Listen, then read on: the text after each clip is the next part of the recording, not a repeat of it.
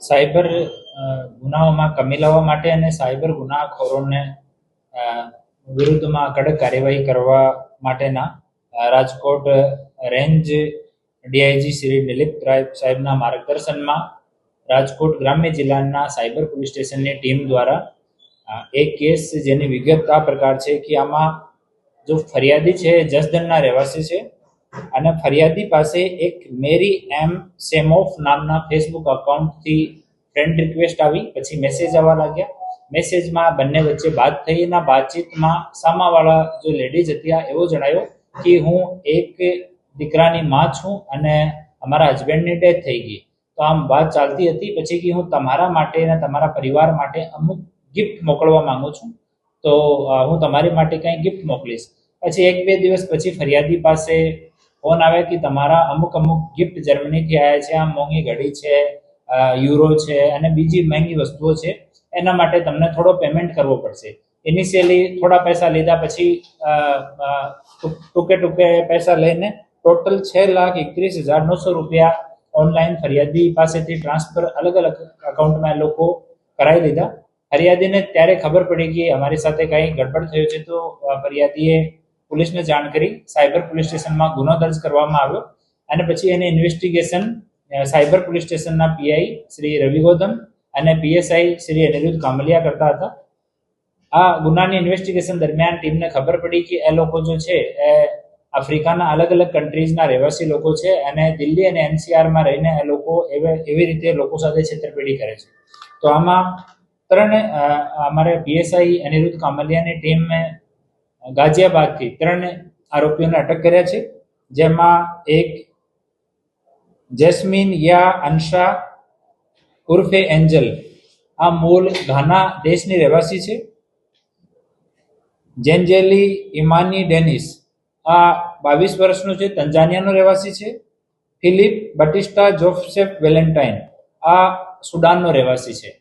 આમાં આ જો લેડી છે એન્જલ, આ જો ચેટ ઉપર વાત કરવાનો સારો કામ હતો, ફેસબુકમાં આ વાત કરવાની જે વાત હતી આ પૂર્વા એન્જલ કરતી હતી. એ બીજા 2 લોકોનું કામ હતું કે એ અલગ અકાઉન્ટ્સના credit card, debit card, passbook રાખતા હોય છે અને એટીએમથી એ પછી પૈસા વિડ્રો કરી લે. તો એ જો બંને છે જેન્ટ્સ, એ બંને પૈસા વિડ્રો કરવાનું કામ કરતા હતા.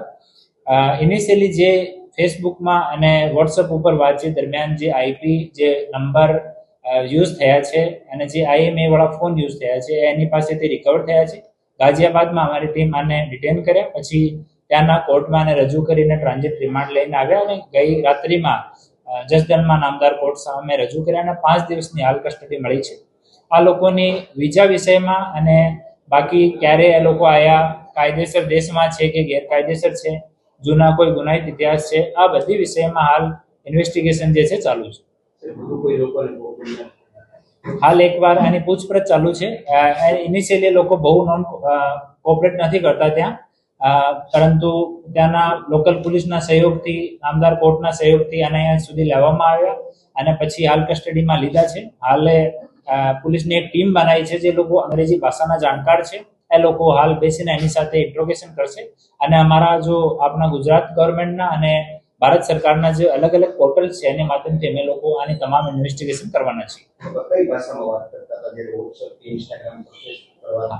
એ લોકો મૂળતઃ હિન્દી ભાષા જે અંગ્રેજી ફોન્ટમાં લખેલી છે એમાં વાત કરતા હતા અને હિન્દી એ લોકો અમુક સમયમાં આને સમય થઈ ગયો તો થોડા હિન્દીના જાણકાર પણ છે અને બાકી એ લોકો આના એઆઈના જે ચેટ જીપીટી વગેરે છે એની મદદ એ લોકો લેતા હતા. આ લોકો કોના બેંક એકાઉન્ટમાં પૈસા લેતા હતા અને ભારતની અંદર એ લોકો કાયદેસર લેતા હતા, ગેરકાયદેસર લેતા હતા, કેટલા સમયથી લેતા હતા, શું? આમાં જો બેંક એકાઉન્ટ વાળા છે 15 જેટલા બેંક એકાઉન્ટ આ કેસમાં ફ્રીઝ થયા છે. આ તમામ લોકોની અમે લોકો લિસ્ટ તૈયાર કરી છે. એની પાછળ અમારી ટીમ છે, તો જ્યાં સુધી એનું નામ ડિસ્ક્લોઝ નહીં કરીએ, આની ઇન્વેસ્ટિગેશન ચાલુ છે. બીજો એનો વિઝા વિષયમાં અને ક્યારે એ લોકો એન્ટર કર્યા એના વિશે પણ તપાસ ચાલુ છે. એના પાસપોર્ટ નહીં મળ્યા, પરંતુ પાસપોર્ટ નંબર મળી ગયા. પાસપોર્ટ નંબરના આધાર ઉપર અમે લોકો તપાસ ચાલુ કરી છે.